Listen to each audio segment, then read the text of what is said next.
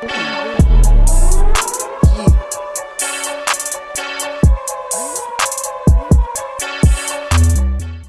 have the state of Oklahoma in the house as we are joined by a former Gatorade Player of the Year award recipient, a Southern Methodist University alum, and current NBA player for the Philadelphia 76ers. My guy, Shake Milton. Thanks for joining us, Shake. What up, baby? How you doing, JB? How you doing, my guy? I'm doing good. I appreciate you coming on, man. Yeah, man, I appreciate you having me. You know, we go way back. Exactly. And I'm sure a lot of people are wondering about your name, Shake. You've been asked countless times, so I'm not going to ask you again to share the story. For my audience out there, I suggest you guys go out and read on it. It's a really touching story. But I do want to ask about another nickname, which is Money Train. So can you tell us where this nickname came from? Yeah, man. It just started in the G League, man. You know, Ryan Anderson, he was the funny guy on the team, man. He kept everybody in good spirits, man. So he came up with that nickname, and then, you know, some of the trainers on the staff took over, and then, you know, it just carried on from there. Man, that was a fun group, and so, you know, it was just a fun thing to be a part of, man. It was definitely a fun group. Did Ryan ever mention the meaning behind Money Train? Because I mean, I know you get buckets. Did he ever mention the meaning of it? Bro, he probably did, but it was probably some ignorant. I didn't want to, you know, keep on too, man. You know, with him, he funny, man, like that. So yeah, That's it's probably something silly that I remember it. So yeah. All right, well, very cool, man. And I have to also bring up something else. I don't know if you remember this, but it's something that, of course, I'm going to remember. And with that team we were on with the Delaware Bluecoats, obviously, I would say besides you, I was one of the other main shooters on the team. So sometimes we do shooting competitions. I don't know if you remember this, but I think it was like make 3 from 5 spots, but you got to go around and back. And you caught me on a bad shooting day, but here's the thing, though. You got all the way to the opposite corner, and I was still stuck on that first spot. But then you started talking all that trash. I made a miraculous comeback. Do you remember that at all? Bro, I really do. That's hilarious that you brought that up, bro. I remember that, man. But you know, it's crazy, bro. You were always one of the fun people to go against because you could always shoot the ball, bro. Anybody who could shoot the rock, man. That was funny. I still think I won that, didn't I? I finished that one out, didn't I? If I remember correctly. That's easy. Look at him. That's crazy. Nah, man. But yeah, I remember that. That's funny. Yeah, well, I definitely had to bring that up. I just want to make sure to refresh your memory since you forget a little bit, man. Oh, man. Well, I want to talk about your high school career. You had a killer high school career, actually. And as I mentioned, you were Gatorade Player of the Year for both your junior and senior seasons. And I want to make sure I get these numbers right, but you averaged 29.7 points and 4.4 assists, which led to you being in Oklahoma's Super 5 Top Player of the Year. This also led to you being sought after by many collegiate programs, Tulsa, Indiana, Oklahoma, Illinois, to name a few. Can you talk about what ultimately led to your decision in choosing SMU?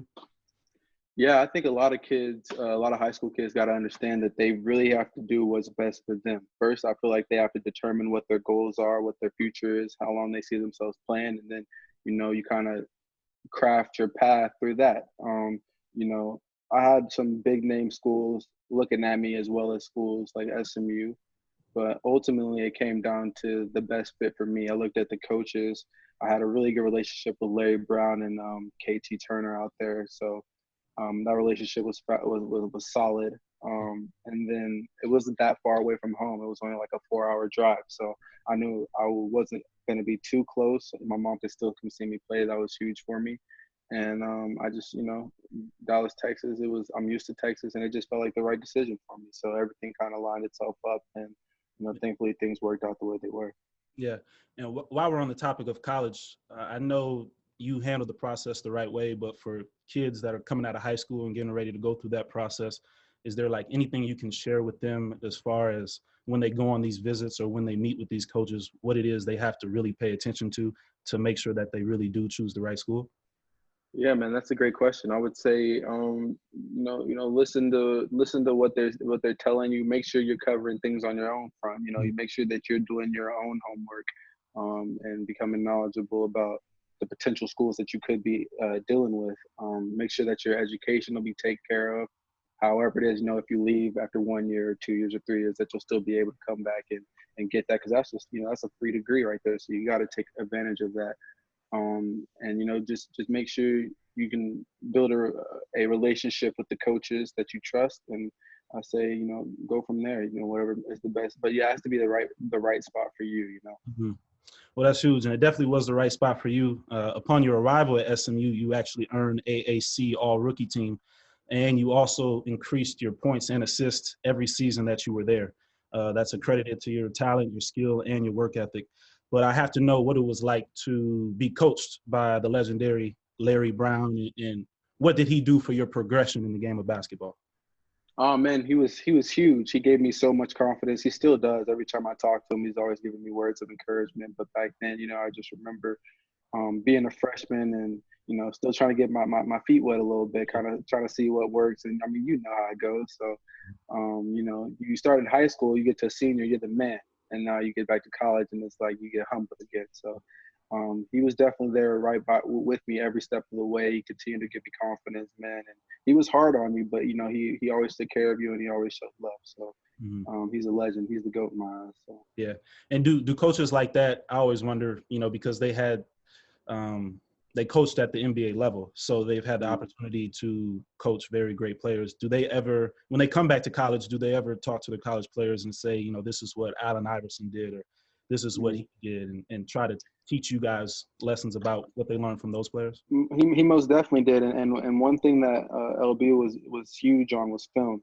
He always wanted guys to come upstairs and watch film on whoever it was playing, just basketball. Coach Brown was a basketball guy, so he would always want you to come up there, and he would get on you if you weren't coming up there and watching film. He was going to let you know, call you out. So that was one thing he was very adamant about, was watching film on guys, and making that type of stuff translate into practices with the drills that we do and the things that we run. So that was definitely a big emphasis. Well, it paid off for sure, and you definitely had a great career at SMU, and it also led to you being able to leave after your junior season. Can you talk about what this decision was like for you in deciding whether to stay or go? Was that difficult for you?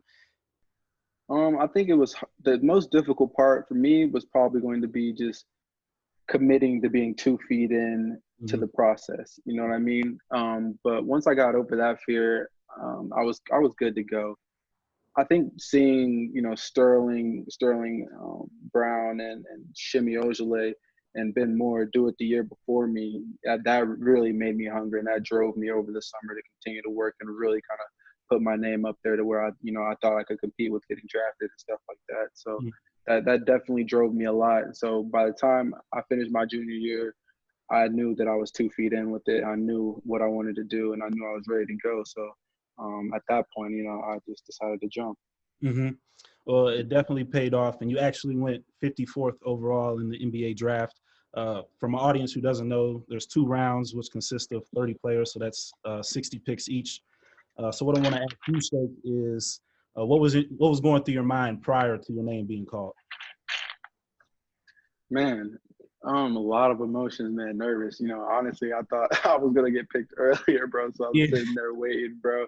I'm sitting there waiting, like, dang, what's happening? Calling my agent, but looking back on it, I would say that at that point you're just kind of celebrating how far you've gotten. Yeah. You're celebrating all your accomplishments up to that point. Just the fact that you've made it into a position to where you could potentially be playing professional basketball. You got your family around you. You just it's a lot of love flowing, and at that point it's really just time to count your blessings. You know what I mean? So that's what that night was about. And of course, when I heard my name, I was ecstatic.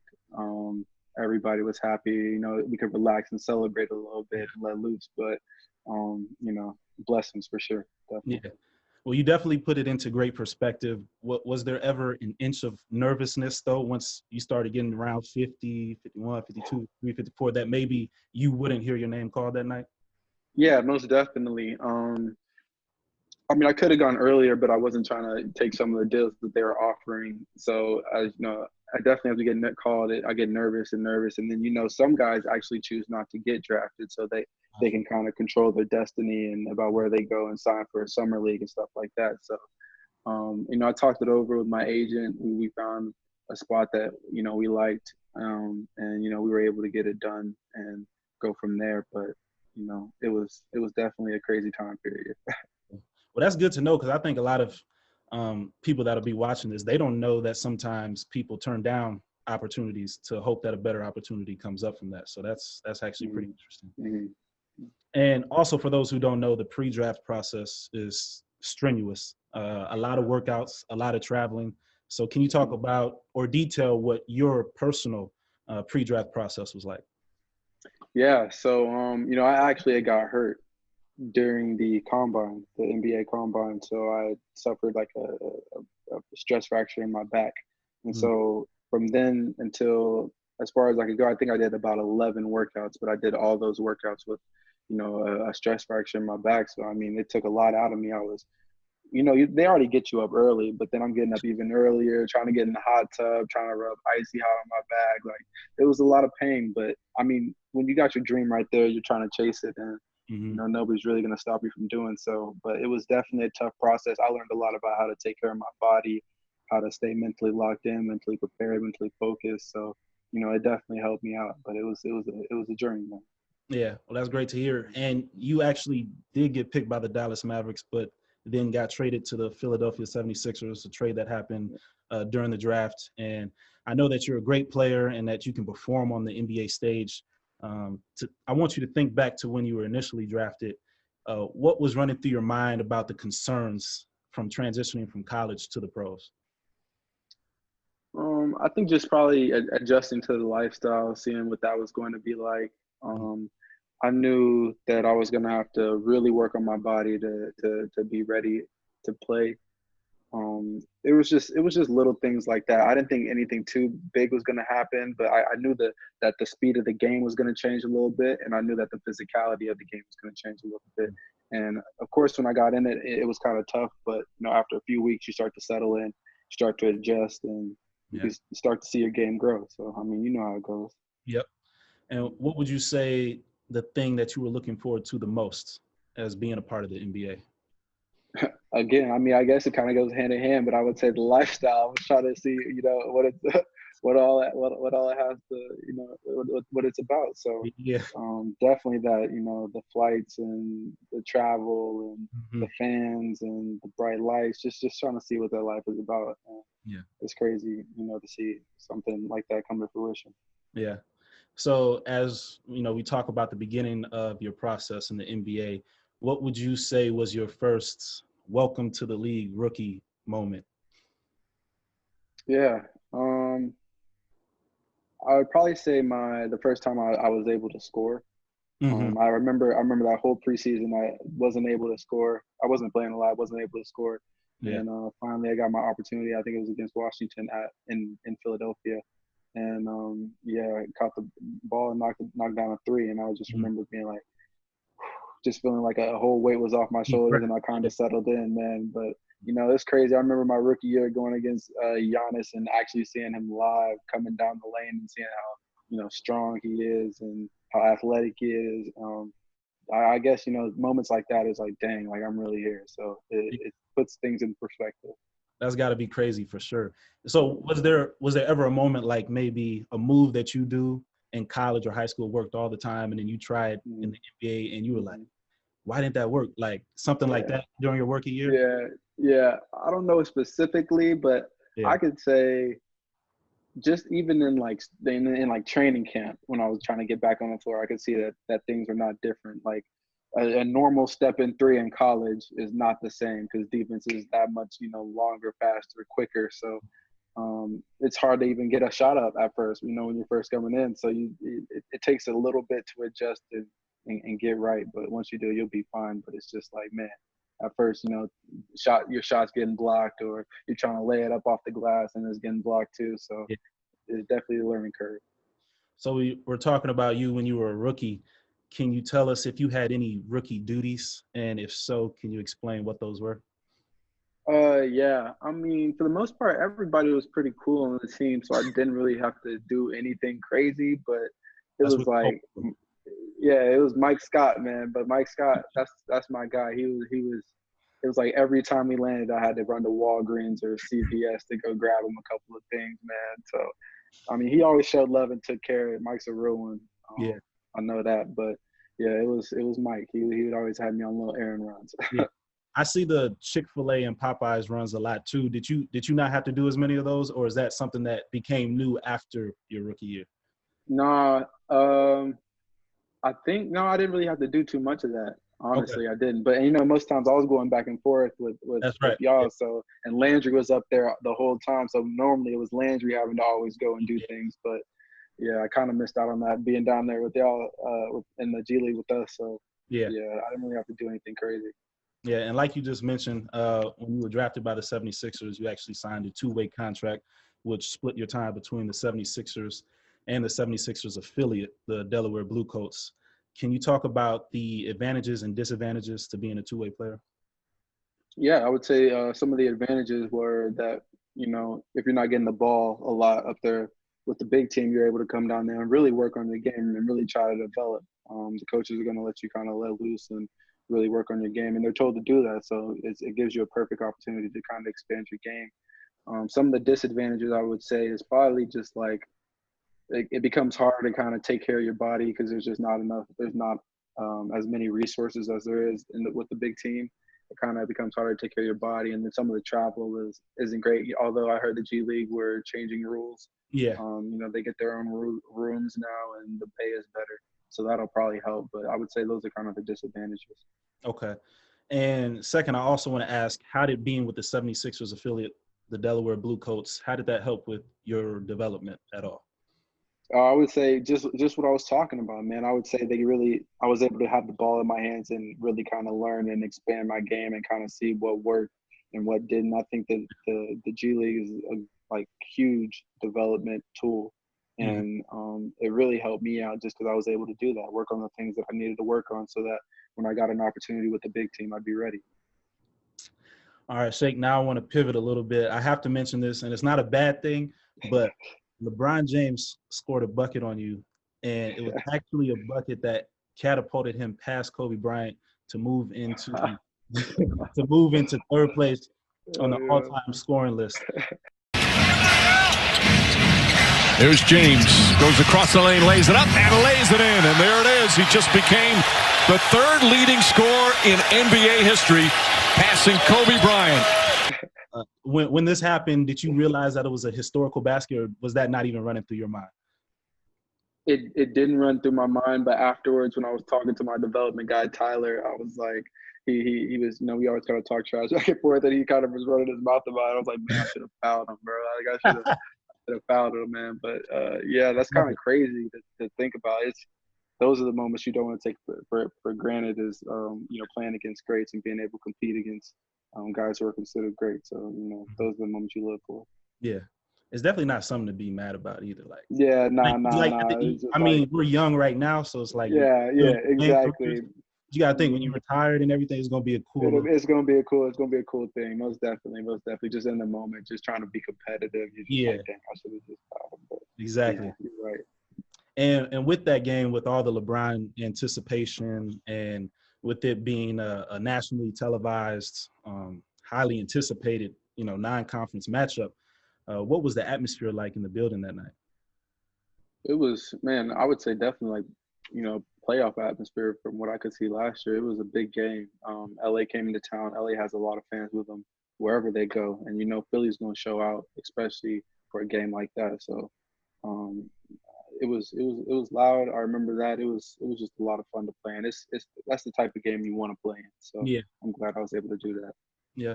And, you know, as I mentioned that night, LeBron passed Kobe, but it was actually the following day that would, you know, stun the whole world and put everybody in complete sorrow. And I know I speak for myself, being, you know, the biggest Kobe fan, and somebody he was my favorite player when he played, and somebody that I would like to follow and look after. And being around you a lot, I know you pretty much have every Kobe shoe there is in the world. So I just want to ask you, you know, where were you when you heard the news, and what were your initial feelings?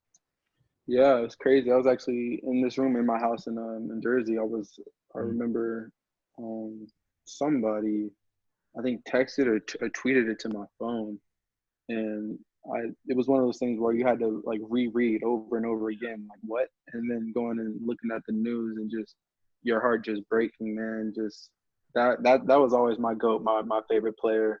Mm-hmm. I have almost all of his shoes. That was my guy. That's who I grew up watching. You know what I mean? That's the older generation, the Michael Jordan, like that That's was Kobe to me. That's our MJ. You know what I mean? That's our MJ. So, I mean, it still shook. It makes me shake to this day. I still don't believe it just hearing those words. But he's a legend. He's an icon. He did so many things for the game of basketball. And we're gonna definitely miss him, man. And, we send our love and prayers to the family. For sure. And on to a lighter topic, and I would be remiss if I didn't mention what I would call your breakout game, which was in Los Angeles and was against the Los Angeles Clippers. I'm going to read these numbers off, but you had a career high 39 points. You went 14 of 20 from the field, and you hit 7 of 9 from three-point land. And just to put it in perspective, this was against, a Clippers team that's, a top team in their division. And also includes players like Kawhi Leonard, Paul George, Patrick Beverley, who are premier defenders in the league. But obviously you gave them trouble that night. And I know they always say in LA, that's where the stars come out, and you certainly came out that night. But can you talk about the moment where you realize it's going to be one of those games? Yeah, I would say, so I came out and I think I hit like maybe a little jumper and then a layup, and I made the dunk that everybody talks about or whatever. But I think once I knocked down the next three after that, I was like, oh yeah, I'm feeling it. And you know how it is when you get in the zone. It's like you don't even think about the good things that are happening. You don't even think about the bad things that are happening in the game. You're just like in the moment. You're just completely in the moment, completely immersed, and the rim just looks huge. And every time you put it up, you just know it's going in. So you know what that's like. It's one of those games that you can really get off to. Exactly. Man, I was so happy for you, man. I can recall the moment because, we were in our apartments, but we were getting ready to travel. It was a travel day to go to play Capital City. So we were going to drive down to Washington. But I remember watching the game in my room, and I was just so mad because I think it was an afternoon game. And so, we were leaving in the afternoon. So I was only able to watch the first quarter in my room. And I was like, man, this is killing right now. I got to go get on this small bus. Right. Ain't no room in the bus, and I got to watch on my phone. But I was like, man, I don't care, man. I said, Shake is showing out. So I had, we were all watching on the bus. We were all rooting for you. I think Remy was sitting in front of me. I was like, yo, you see this dunk? You see this, man? Shake is going off. But no, we was definitely all watching it. We was definitely all rooting for you, bro. Yeah, man. I appreciate it, man. I miss y'all, man. I think as much as the negative is with the G League, man, being down there, you really do form like a relationship with a whole group of guys, man. Yeah. It could be a really special thing. So I'm grateful for that, man. Yep.